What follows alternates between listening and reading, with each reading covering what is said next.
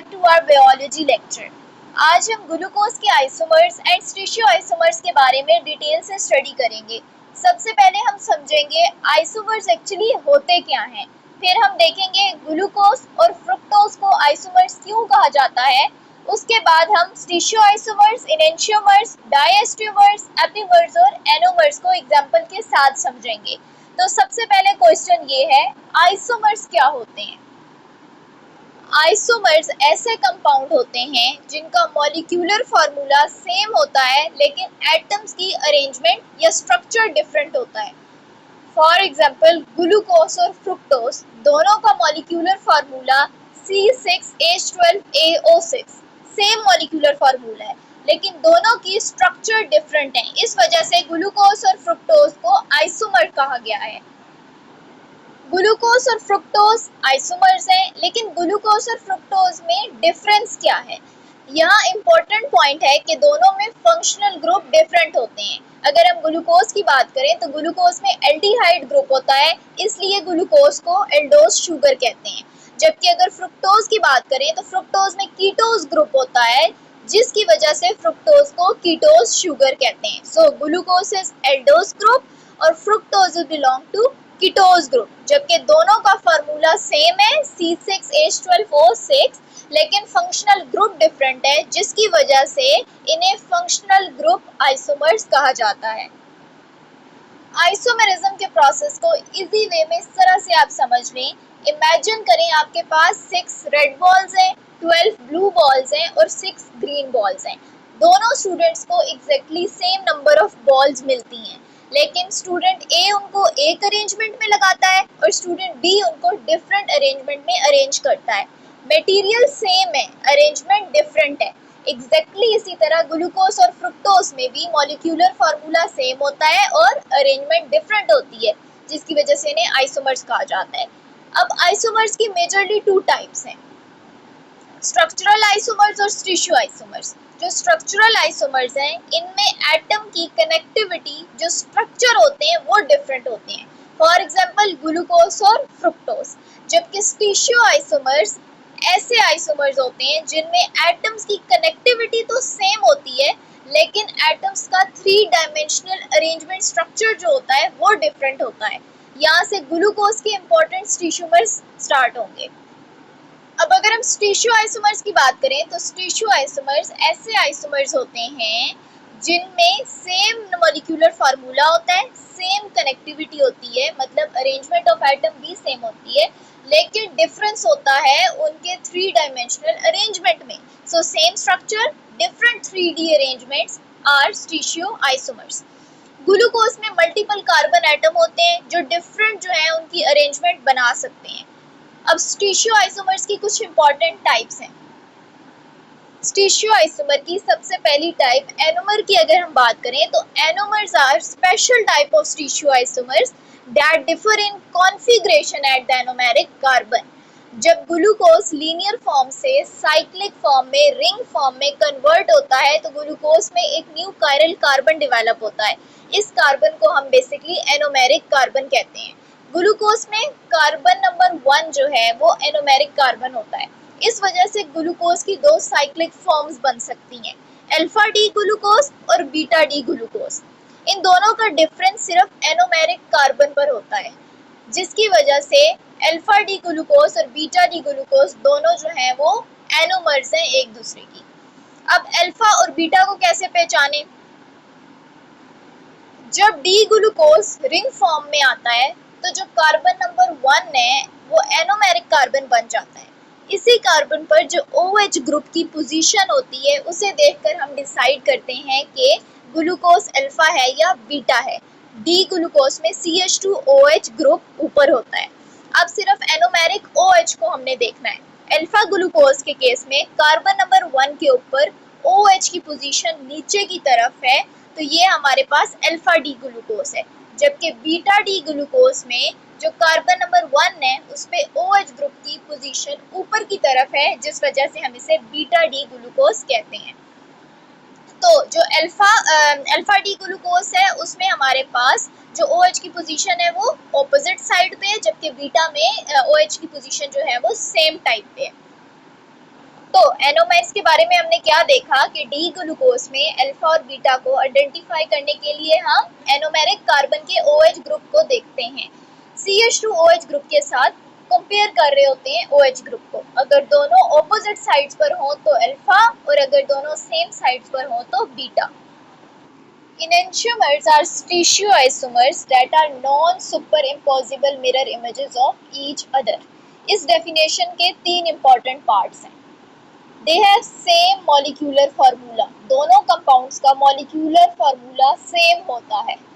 Atoms एक दूसरे से सेम वे में कनेक्टेड होते हैं और उसके साथ साथ इनके एटम्स की जो 3 डायमेंशनल अरेंजमेंट है वो ऑपोजिट होती है, जिसकी वजह से वो एक दूसरे की मिरर इमेजेस बन जाते हैं। ठीक है, अगर आप इसको डेली लाइफ एग्जांपल में देखें ना तो your left and right hand, आपका लेफ्ट और राइट हैंड जो है उसे इमेजिन करें तो दोनों में 5 फिंगर्स हैं, एक थंब है और दोनों का जो बेसिक स्ट्रक्चर है वो सेम है, लेकिन लेफ्ट हैंड और राइट हैंड एक दूसरे की मिरर इमेजेस हैं। अगर आप लेफ्ट हैंड को मिरर के सामने रखें तो मिरर में जो इमेज बनेगी वो राइट हैंड जैसी नजर आएगी।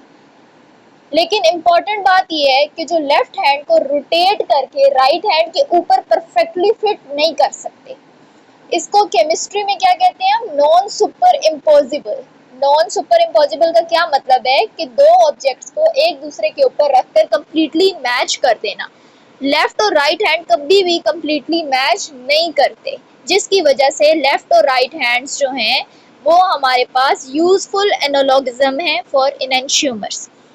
ग्लूकोज की एग्जांपल की अगर हम बात करें तो ग्लूकोज में सेवरल कायरल सेंट्रल जो कार्बन्स होते हैं वो होते हैं। अगर हम डी ग्लूकोज और एल ग्लूकोज को देखें तो इनकी कन्फिग्रेशन जो है कोरेस्पॉन्डिंग कायरल सेंटर्स पर ऑपोजिट होती है, इसलिए डी ग्लूकोज और एल ग्लूकोज जो है वो एक दूसरे के एनेंशियोमर्स हैं। जो डी ग्लूकोज है उसमें एक अरेंजमेंट होती है जबकि एल ग्लूकोज में मिरर इमेज अरेंजमेंट्स होती हैं।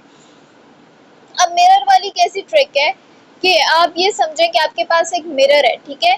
अगर दो मॉलिक्यूल्स एक दूसरे की मिरर इमेज हो लेकिन उनको रोटेट या मूव करके कंप्लीटली ओवरलैप ना कर सके तो उन्हें हम एनेंशियोमर्स कह रहे होते हैं। तो एनेंशियोमर्स आपको समझ आ गया होगा कि एनेंशियोमर्स हमारे पास ऐसे आइसोमर्स होते हैं जो non super imposable mirrors images होती हैं एक दूसरे की, जो कभी भी मैच नहीं कर सकते, एक दूसरे के ऊपर बेसिकली ओवरलैप नहीं कर सकते। अब एनोमर्स और एनेंशियोमर्स का मेन डिफरेंस क्या है? ये पॉइंट एग्जाम के लिए बहुत इंपॉर्टेंट है। That all anomers are stereoisomers. Anomers जो हैं वो स्पेशल टाइप ऑफ एपीमर्स भी हो सकते हैं because they differ at only one carbon, that one is the anomeric carbon. लेकिन हर एपीमर एनोमर नहीं हो सकता। For example D glucose, D galactose, ये दोनों एक दूसरे के एपीमर्स हैं because they have difference on carbon number 4, जबकि अल्फा डी ग्लूकोज और बीटा डी ग्लूकोज जो हैं वो एनोमर्स हैं क्योंकि इनका डिफरेंस है कार्बन नंबर 1 पर। अब नेक्स्ट टाइप्स है हमारे पास डायस्टियोमर्स एंड एपीमर्स। अब अगर हम डायस्टियोमर्स की बात करें तो ये ऐसे स्टीरियोआइसोमर्स होते हैं जिनमें मिरर इमेजेस नहीं होती एक दूसरे की। सबसे पहले याद रखें स्टीरियोआइसोमर्स क्या थे? जिनमें कनेक्टिविटी सेम होती है but they have different 3D arrangements. उनमें दो इंपॉर्टेंट टाइप्स होती हैं, एनेंशियोमर्स और डायस्टियोमर्स। एनेंशियोमर्स के बारे में आपने देखा था कि they have mirror images of each other, जबकि diastereomers do not have mirror images of each other. Diastereomers को सिंपल वर्ड्स में अगर हम समझें तो इसको आप सोचिए इस तरह के दो मॉलिक्यूल का बेसिक स्ट्रक्चर सेम है लेकिन उनकी 3D अरेंजमेंट में कुछ डिफरेंस है, लेकिन जब आप उनको मिरर में देखेंगे तो वो एक दूसरे के कंप्लीट मिरर इमेजेस नहीं बनती, इसलिए उन्हें डायस्टियोमर्स कहते हैं। अब अगर डी ग्लूकोज और डी अल्ट्रोज की एग्जांपल देखें तो डी ग्लूकोज और डी अल्ट्रोज दोनों का मॉलिक्यूलर फार्मूला सेम होता है C6H12O6 जो कि ग्लूकोज का होता है। दोनों एल्डोसिस हैं और इनका बेसिक कार्बन स्केलेटन कनेक्टिविटी भी सेम है, लेकिन इनकी 3 डायमेंशनल कॉन्फ़िगरेशन में डिफरेंस होता है। इन दोनों को मिरर में देखें तो ये कंप्लीट मिरर इमेजेस नहीं बनते, इसलिए डी ग्लूकोज और डी अल्ट्रोज को अगर हम एक साथ देखें तो इन्हें हम डायस्टियोमर्स कहेंगे, ठीक है। अगर डिफरेंस की बात करें तो डिफरेंस कहाँ होता है? ओपन चेन फिजिकल प्रोजेक्शन में जो डी ग्लूकोज है उसमें कार्बन 2, कार्बन 3 और कार्बन 4 की जो OH ग्रुप की ओरिएंटेशन है, जो उसकी पोजीशन है, वो राइट, लेफ्ट एंड देन फिर राइट होती है। जबकि डी अल्ट्रोज में जो कार्बन 2, 3 और 4 है उसमें OH की जो पोजीशन है वो लेफ्ट, लेफ्ट एंड देन फिर राइट पर होती है। अगर आप इन दोनों को कंपेयर करें तो जो कार्बन नंबर 2 है उसमें डी ग्लूकोज में और जो OH ग्रुप है उसकी पोजीशन राइट साइड पे होगी, जबकि डी अल्ट्रोज में लेफ्ट पर होगी। जो कार्बन नंबर 3 है उसमें दोनों की लेफ्ट पे होती है और कार्बन नंबर 4 में भी दोनों की राइट पे होती है। ये सिर्फ कार्बन नंबर 2 पे कॉन्फ़िगरेशन डिफरेंट है, जबकि कार्बन 3 और कार्बन 4 की सेम है। तो इस कंपैरिजन में डी ग्लूकोज और डी अल्ट्रोज सिर्फ एक कायरल कार्बन पर डिफर करते हैं, इसलिए ये एपीमर्स भी हैं। तो डी ग्लूकोज और डी अल्ट्रोज कंबाइनली डायस्ट्यूमर्स हैं, लेकिन स्पेसिफिकली कार्बन 2 के ऊपर ये एपीमर्स हैं। अगर डायस्ट्रीमर्स को कंबाइन करें तो इसमें जो डी ग्लूकोज और डी अल्ट्रोज हैं वो टिश्यू आइसोमर्स हैं, लेकिन इनमें मिरर इमेजेस नहीं हैं एक दूसरे की, जिसली की वजह से इन्हें डायस्ट्रीमर्स कहा गया है। Since they differ in configuration at only one asymmetric carbon, जो कि कार्बन 2 है, तो स्पेसिफिकली कार्बन 2 पे इन्हें एपीमर्स भी कहा जाएगा। अब जो नेक्स्ट हमारे पास टाइप है वो है एपी की बात करें तो एपीमर्स क्या होते हैं? स्पेशल टाइप ऑफ डायस्ट्रोमर्स हैं जो डिफर होते हैं कॉन्फ़िगरेशन में at only one chiral carbon atom. Simple words में अगर हम देखें तो दे आर सेम मॉलिक्यूल का बेसिक स्ट्रक्चर होता है, लेकिन सिर्फ एक कायरल कार्बन पर अरेंजमेंट डिफरेंट होती है। अगर आप एग्जाम्पल देखें डी ग्लूकोज और डी मैनोज की, तो इसमें जो कार्बन नंबर 2 है सिर्फ उसके ऊपर जो OH ग्रुप है उसकी पोजीशन डिफरेंट है, जबकि बाकी 3, 4, 5 कार्बन के ऊपर सब पोजीशंस सेम है। सिर्फ और सिर्फ हमारे पास जो सिर्फ कार्बन नंबर 2 है उसके ऊपर दोनों की पोजीशन क्या है? डिफरेंट है। तो इसलिए जो डी ग्लूकोज है और डी मेनोस है इन्हें हम डायस्ट्यूमर्स कहते हैं, और एपीमर्स कहते हैं सिर्फ और सिर्फ कार्बन नंबर 2 की पोजीशन के ऊपर ओनली वन कायरल कार्बन पर डिपेंड कर रही होती है। जो कि अब अगर हम स्टीरियो आइसोमर्स की सारी टाइप्स को कंबाइन करें तो सबसे पहले हमने इनेंशियोमर्स में क्या देखा था कि इसमें non superimposable mirror images होती हैं। All chiral carbons are opposite. सारे कार्बन एटम्स में आप देखें तो OH ग्रुप की जो पोजीशन है वो क्या है? एक दूसरे से डिफरेंट है। जबकि जो डायस्ट्यूमर्स हैं उसमें क्या देखा था कि जो स्टीरियो आइसोमर्स तो हैं ये, लेकिन हमारे पास इसमें मिरर इमेजेस नहीं बनती, तो ये डिफर होते हैं more than one carbon atom के ऊपर। डी ग्लूकोज और डी अल्ट्रोज की एग्जांपल में अगर आप देखें तो इसमें हमारे पास जो फर्स्ट कार्बन है बेसिकली उसकी पोजीशन में डिफरेंट है, और ये हमारे पास क्या है? नॉन मिरर इमेजेस हैं। जबकि एपीमर्स की अगर हम बात करें तो एपीमर्स स्पेशल टाइप ऑफ डायस्ट्रोमर्स होते हैं जिसमें सिर्फ और सिर्फ एक कायरल कार्बन के ऊपर डिफरेंस होता है OH ग्रुप का, जैसा कि डी ग्लूकोज और डी मैनोस में सिर्फ कार्बन नंबर 1 पर डिफरेंस था। और उसके बाद एनोमर्स हमारे पास ऐसी टाइप थी, special type of stereo isomers है जो डिफर करती है ओनली एनोमेरिक कार्बन के ऊपर साइक्लिक फॉर्म में।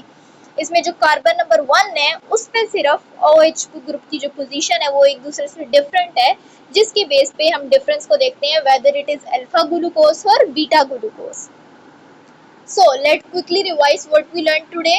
Isomers have the same molecular formula but different arrangements, while stereoisomers have the same connectivity but they have different 3D arrangements.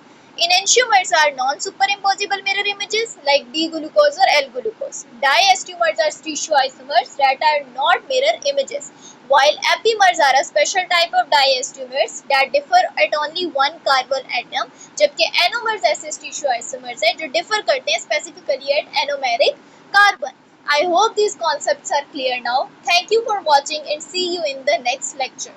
Do subscribe, like and share this video if you like it. Thank you and Allah Hafiz.